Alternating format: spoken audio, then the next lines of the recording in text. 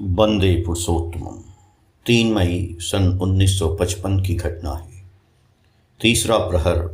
जामतला आंगन के गेट के सम्मुख हडसन कार आ लगी। परम पूज्यपाद बड़दा कार चला कर लेते आए। श्री ठाकुर धीरे धीरे गाड़ी के पास आकर खड़े हुए। बड़दा से बोले, आज तुम्हारे यहाँ जाना है, चलो। फील्ड में नहीं जाऊँगा, तबीयत अच्छी नहीं है। परम पूज्यपाद बड़दा बोले, जी, जो आपको अच्छा लगे। यदि इच्छा हो तो थोड़ी दूर ब्रिज तक जाकर लौट आ सकते हैं। श्री ठाकुर ने सम्मति व्यक्त करते हुए कहा, तो चलो, कार में जाकर बैठें। 15 मिनट के अंदर नड़ाल भवन खोड़सी भवन में लौट आए। श्री ठाकुर के बैठने के लिए बिछावन पहले से ही बिछा हुआ था।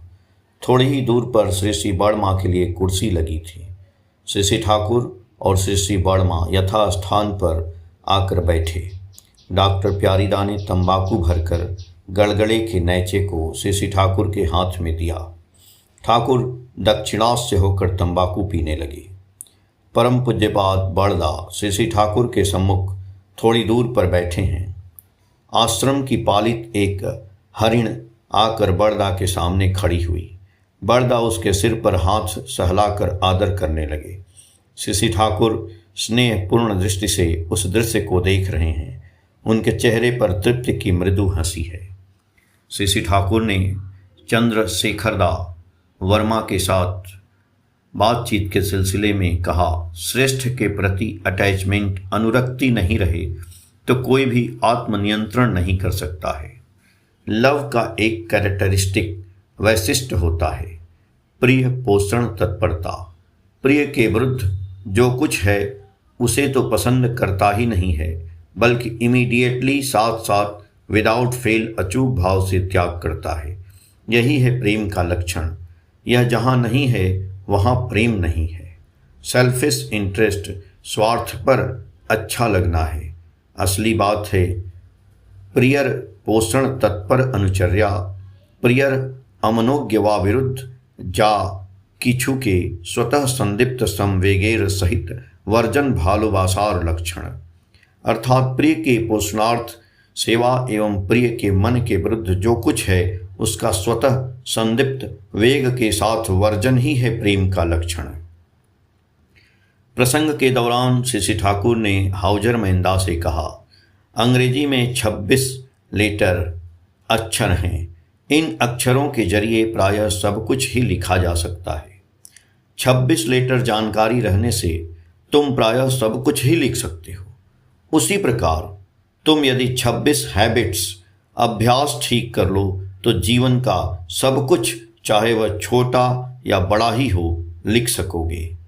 हाउजर मेहंदा के मुख की तरफ देखकर हंसने लगे। गड़गड़े के नैचे प्यारीदा को वापस कर दिया। गमछे से होठ दोनों पोंछ डाले। बोले, एक दिन स्कूल में अंग्रेजी पढ़ाते पढ़ाते शिक्षक महोदय ने कहा, do to others as you want to be done by them. यह बात सुनने के साथ साथ मेरे शरीर से पसीना छूटने लगा। मेरी वह कैसी अवस्था थी, मुझे ऐसा प्रतीत हुआ मानो इस बार मुझे बहुत कुछ मिल गया। तभी से इस बात को कर्म में प्रयोग करने लगा। कितनी सुंदर बात है। अपरेर प्रति तुमी करो से आचरण, निजे चाहा पेते तुमी करो अकिंचन। अर्थात जैसा व्यवहार तुम दूसरे से पाना चाहते हो वैसा व्यवहार तुम करो। मैंने फिर इसके साथ यह जोड़ दिया कि यदि तुम किसी से अपने मन के मुताबिक व्यवहार नहीं भी पाओ तो भी तुम उसके प्रति वैसा व्यवहार करो जैसा व्यवहार पाने से तुम्हें अच्छा लगता है। प्रसंग के क्रम में कहा, हमारे रक्त में इष्ट स्वार्थ परायणता है।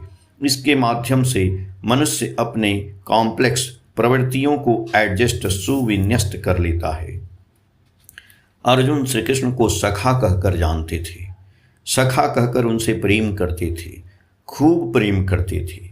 श्री कृष्ण के प्रति अटूट टान अर्थात इस इष्टार्थ परायणता के माध्यम से उनमें विश्वरूप देखा। तभी कहने लगे, सखा नहीं तुम मेरे गुरु हो। तुमको सखा मानकर मैंने भूल की है।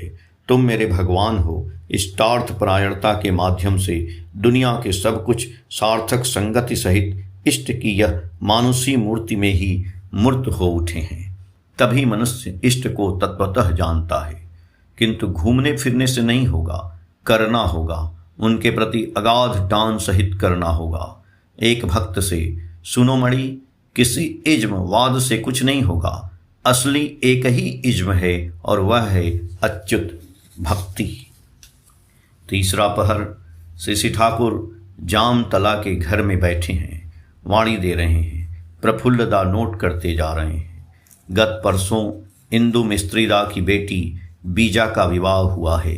आज ससुराल जाएगी। बीजा की माँ बेटी और दामाद को साथ लिए ठाकुर प्रणाम करने हेतु ठाकुर के सम्मुख आ खड़ी हुई। श्री ठाकुर बीजा से बोले, ससुराल जाकर अच्छी तरह चलना, समझी? ससुर है ना? बीजा बोली, जी। श्री ठाकुर जी बोले, और सास? बीजा ने गर्दन हिलाकर हाँ सम्मति दी। श्री ठाकुर जी बोले, सास, ससुर, भैंसुर, देवर आदि सबके साथ इस तरह चलोगी जिससे उनके लिए श्रद्धा की पात्री बन सको। सबको प्रेम करोगी, सेवा यत्न करोगी। बातें कहकर बीजा की तरफ टकटकी लगाए देखते रहे। पितृ स्नेह से भरपूर हृदय मानो गदगद हो उठा। करुणा से उनकी आकर्ण विस्तृत दोनों आंखें झुक गई हैं। स्वर वाष्परुद्ध है। धीरे धीरे कहते हैं, सबके साथ मिलजुल कर रहोगी, इससे तुम भी सुखी रहोगी और मैं भी सुखी रहूँगा। समझी? समझ गई न? वीजा के दोनों चक्षु से अश्रुधारा बह चली है। भर्राए स्वर में बोली, जी हाँ। बीजा के स्वामी हाथ जोड़कर बोले, बाबा मैं जिससे आपको न भूलूं। श्री ठाकुर जी बोले, भूलोगे क्यों? नाम ध्यान करोगे और यजमान जिससे ठीक रहे। यजमान का स्वार्थ है वे सभी जिससे स्वस्थ रहें, सभी जिससे योग्य उठें, वैसा कर्म करोगे। पति पत्नी दोनों भूमिष्ठ हो प्रणाम करके उठ खड़े हुए। श्री ठाकुर बोले, किस ट्रेन से जाओगे? क्या मुगल सराय पैसेंजर से?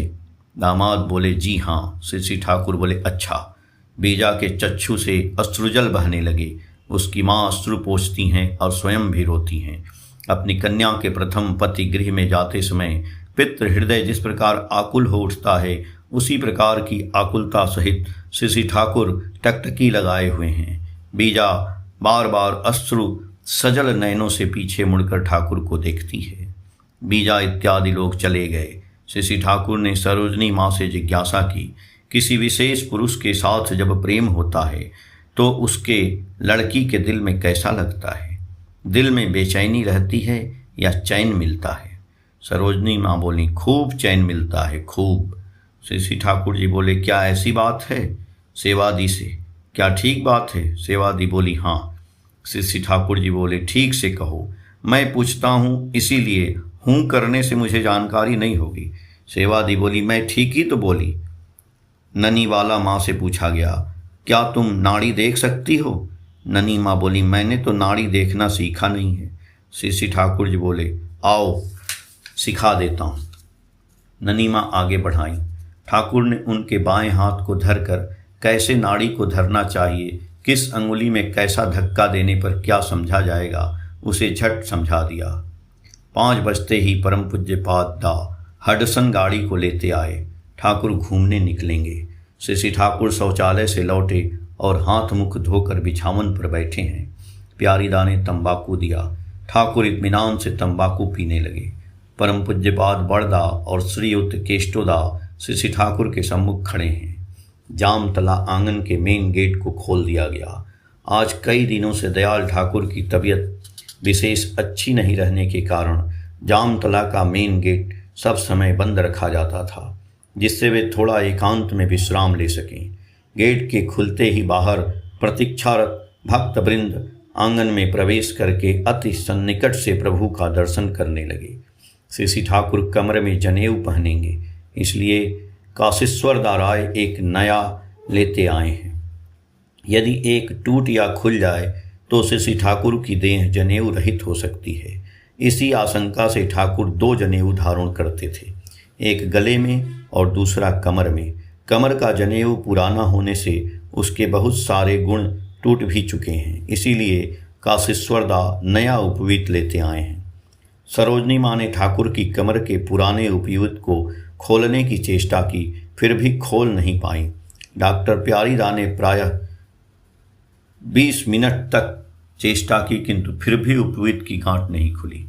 इस पुराने उपवीत को फेंक दिया जाएगा तो भी ब्लेड या दूसरी किसी चीज से काटा नहीं जाएगा। स्वयं श्री ठाकुर ने गंभीर मनोयोग के साथ गांठ खोलने की चेष्टा की। घूमने हेतु जाने का समय बीत रहा है। पूज्यपाद बड़दा खड़े होकर प्रतीक्षा करने लगे। पुराना उपवीत के सूते से सूता में गांठ पड़ गई है, खुलने में देर हो रही है। ठाकुर तो भी उसे काटने नहीं देंगे। अंत में श्री ठाकुर ने स्वयं ही गांठ खोली। उपवीत ढोला होने पर माथे से होकर उसे निकाल डाला। इस उपवीत के साथ दूसरा एक बटा सूत में 2 ताबीज और 1 टुकड़ा हर्रे का बीज भी था। परम पूज्यपाद बड़दा नया उपवीत एवं ताबीज तथा हर्रे के बीज सहित सूत को ठाकुर की कमर में पहना दिए। श्री ठाकुर ने अपने सुविधा अनुसार गांठ बांधी। श्री ठाकुर ने तंबाकू पिया। धीरे धीरे गाड़ी के पास जाकर खड़े हुए।